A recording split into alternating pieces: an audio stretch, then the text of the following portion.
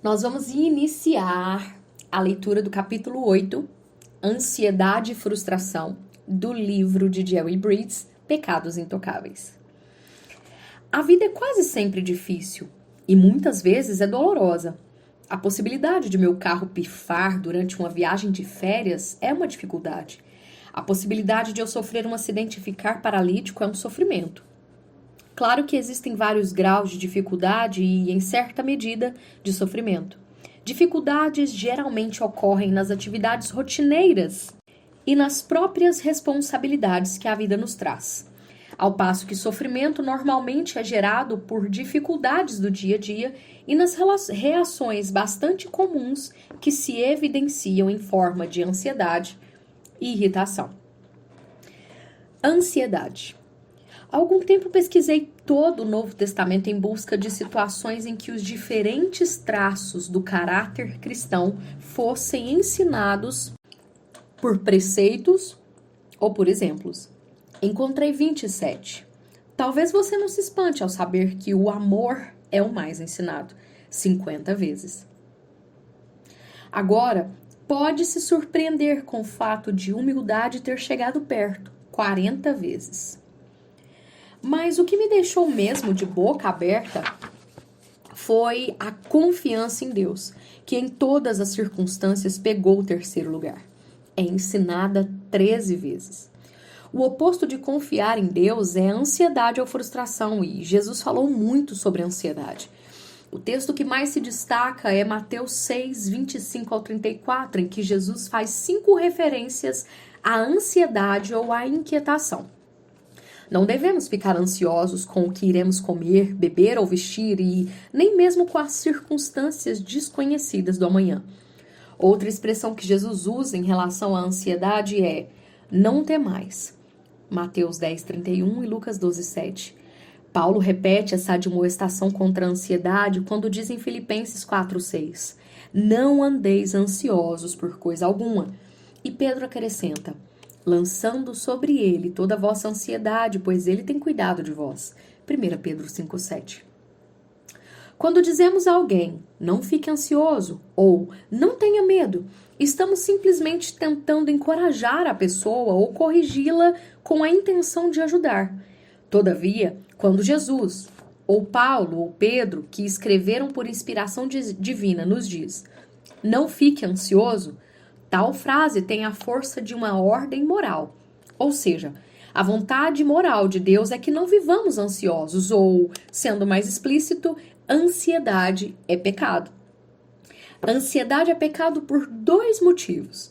Primeiro, como já mencionei, é falta de confiança em Deus.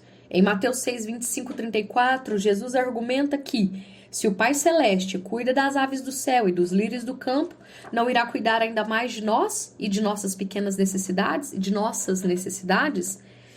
E Pedro disse que a razão para lançarmos nossa ansiedade em Deus é que Ele se importa conosco. Assim, quando permito que a ansiedade me domine, estou, na verdade, acreditando que Deus não se importa comigo e não irá cuidar de mim na situação que está me deixando ansioso. Imagine que alguém amado lhe diga, não confio em você, não acredito que você me ame e cuidará de mim. Que afronta! Mas é isso que dizemos a Deus com a nossa ansiedade. Ansiedade também é pecado porque significa recusar a providência de Deus em nossas vidas. A providência divina pode ser definida simplesmente como Deus orquestrando todas as circunstâncias e eventos do universo para a sua glória e para o benefício do seu povo. Alguns cristãos têm dificuldade de aceitar que Deus realmente controla todos os eventos e circunstâncias. Até aqueles de nós que acreditam muitas vezes perdem de vista essa gloriosa verdade.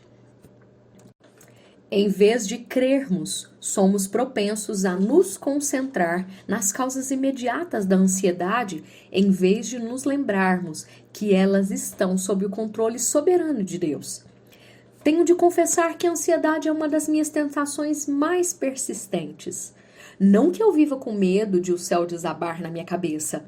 Aliás, sou mais tentado a ficar ansioso quando viajo de avião, o que faço com frequência. Quase sempre minhas viagens envolvem Minhas viagens aéreas envolvem conexões. Geralmente o primeiro voo que sai da minha cidade está atrasado, o que significa que no próximo aeroporto tenho de correr para não perder a conexão. Assim, a tentação da ansiedade bate à porta. Será que vou conseguir fazer a conexão? Geralmente sou escalado para dar meus seminários pouco tempo depois de chegar ao destino. Então é importante não perder o voo. Sei que no panorama da vida ou em comparação com os problemas dos outros, isso não é nada, mas na hora é um problemão para mim. Meu esquema é chegar ao destino na hora programada e relaxar um pouco antes do seminário. E se Deus tem um esquema diferente? E se o plano de Deus é que eu chegue atrasado à reunião ou nem chegue ao lugar programado? Já vivi as duas experiências. Sucumbirei à ansiedade e terei um ataque de fúria? Ou acreditarei que Deus está no controle absoluto de minha viagem e aceitarei o esquema dele, seja ele qual for? Em minhas lutas contra a ansiedade nessa área, cheguei à conclusão de que ela é desencadeada mais pela minha indisposição de aceitar em submissão e alegria seu plano para mim do que pela falta de confiança em Deus. Minha tendência é pensar: Senhor, é importante que eu chegue a tempo de dar a palestra. Os responsáveis estão contando comigo. Se eu não chegar na hora, o que eles vão fazer? Mas aprendi a dizer para mim mesmo: Senhor, a reunião é sua. Se o Senhor não me quiser lá, o problema é seu. E que o pessoal que conta comigo irá fazer, também é problema seu. Deus, aceita o seu esquema para esta situação, seja ele qual for. Uma das cartas de John Newton, a quem conhecemos no capítulo 4, escreveu a um amigo, tem me ajudado muito nessa questão de aceitar a vontade providencial de Deus, ou sua agenda, como costumo chamar.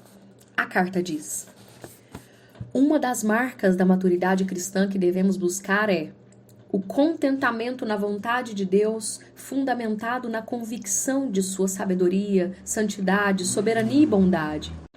Enquanto nos ativermos a isso, estaremos livres de decepções. Nossa visão limitada e tola de propósitos e desejos pode ser e será muitas vezes desconsiderada. Desse modo, nossa aspiração maior e mais importante, que a vontade do Senhor seja feita, terá de ser realizada. É bastante apropriado para nós, tanto criaturas quanto pecadores, nos sujeitemos aos desígnios do nosso Criador. E como isso é necessário para termos paz? Dificilmente pensamos nesse grande feito e quase sempre não o percebemos. Nossa tendência é fixar a atenção nos motivos secundários e nas causas imediatas dos acontecimentos, esquecendo-nos de que tudo o que nos ocorrer estará de acordo com o propósito de Deus e, portanto, é correto e oportuno em si mesmo e resultará no bem. A falta dessa compreensão dá origem à impaciência, ao ressentimento e aos queixumes, ou seja, reclamações, que, além de constituírem pecados, são angustiantes. Pelo contrário, se todas as coisas estão nas mãos de Deus, se até os fios de cabelo estão contados, se cada evento, seja grande ou pequeno, está debaixo de sua providência e propósito, e se ele tem um final sensato, santo e maravilhoso em vista, ao qual tudo o que acontece está subordinado e é subserviente, então só nos resta seguir com paciência e humildade sua liderança e aguardar com alegria um final feliz.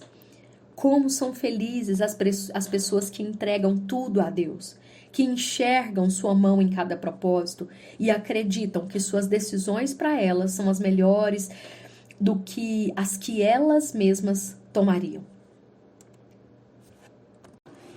E eu quero encerrar aqui essa primeira parte, mas fazendo algumas observações dentro do que foi colocado aqui. Claro que esse livro é um livro, assim, para mim, que qualquer coisa que eu vá falar, eu não consigo colocar nada melhor, apresentar nada melhor do que o que já existe aqui. Então eu encorajo você a, se ainda não comprou o seu exemplar, por favor, compre. Como eu havia falado anteriormente, na Amazon sempre está muito barato e o frete geralmente é grátis.